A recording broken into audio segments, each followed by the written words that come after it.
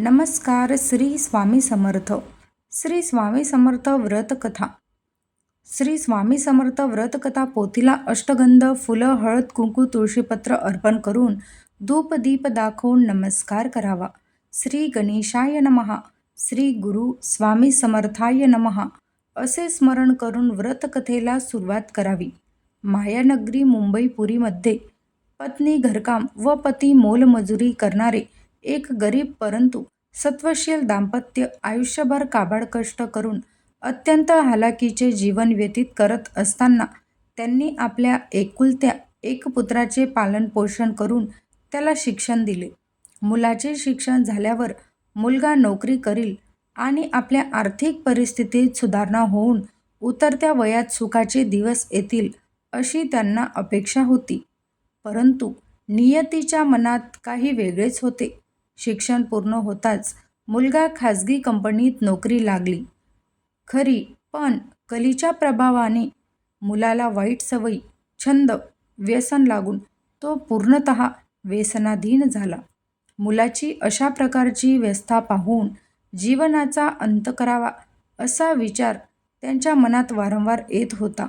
त्यांची ईश्वरावर पूर्णपणे श्रद्धा होती. ईश्वर आपल्याला एक ना एक दिवस सुखाचे दिवस दाखविल अशी त्यांना आशा होती. म्हणून ते दाम्पत्य वेगवेगळे व्रतवैकल्य करू लागले. याचे फळ म्हणून मुलाच्या वागणुकीत फरक पडला. पण पूर्वीच्या कर्जाच्या बोजामुळे घरात लक्ष्मी टिकेनाशी झाली. कर्ज फेडता फेडता नाकी नऊ येऊ लागली. घरही गहाण पडले होते. म्हणतात ना, नरकवास भोगत असताना जेवढे दुःख होत नाही त्यापेक्षा कितीतरी पटीने दारिद्र्य जीवन जगत असताना दुःख यातना होत असतात. अशा दारिद्र्य अवस्थेतही त्यांनी मुलाच्या विवाहाचा विचार केला. कारण विवाहानंतर सुनेच्या पायगुणाने तरी आमचे भाग्य उजळेल अशी त्यांना शेवटची आशा होती. मुलाचा विवाह झाला. सून घरात आली. परंतु नव्याची नवलाई याप्रमाणे काही दिवस गेले आणि काही दिवसांनी सुनेने आपले खरे रूप प्रकट केले.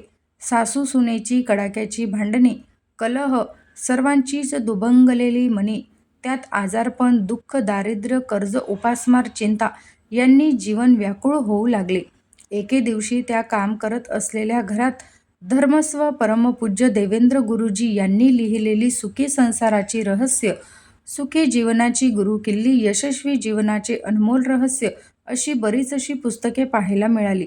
त्यांनी मालकिनीकडे एक पुस्तक वाचायला नेऊ का असे विचारले.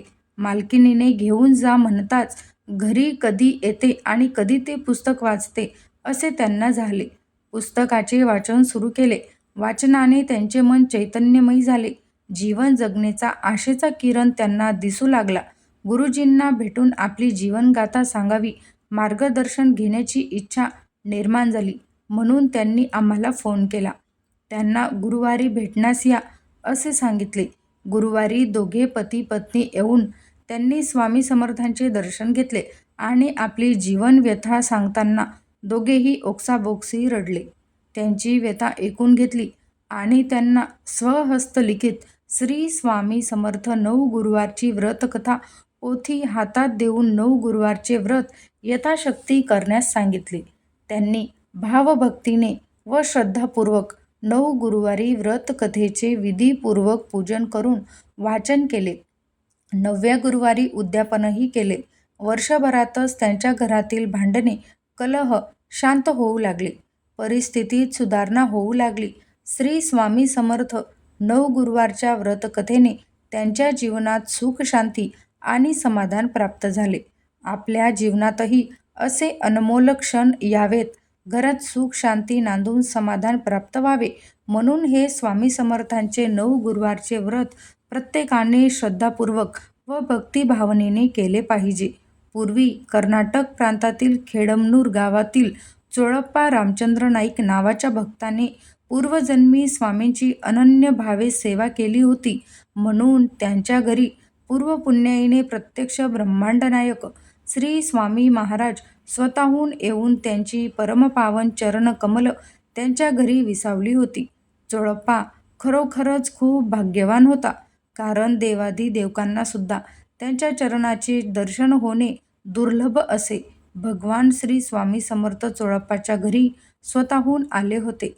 ज्या ब्रह्मांड नायक मूळ पुरुषाच्या केवळ चरण स्पर्शाने दर्शनाने अनेक कमलपुष्पे फुलतात, बुद्ध जड जीवनांचा उद्धार होतो, जीवाला मोक्षप्राप्ती होते, अशा स्वामी समर्थांचे दर्शन घडावे म्हणून तपस्वी योगी निराहार राहून, मौन धरून, कोणी एका पायावर उभे राहून, कोणी आकाशाकडे पाहून त्यांच्या बिंदू स्वरूपाचे ध्यान करून, होम हवन करून, भजन कीर्तन अन्नदान तीर्थयात्रा, तर कोणी संसार सोडून संन्यास देखील घेतो.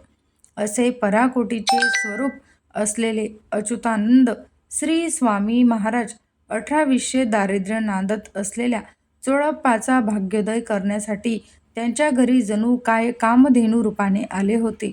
श्री स्वामी समर्थ व्रतकथा संपूर्ण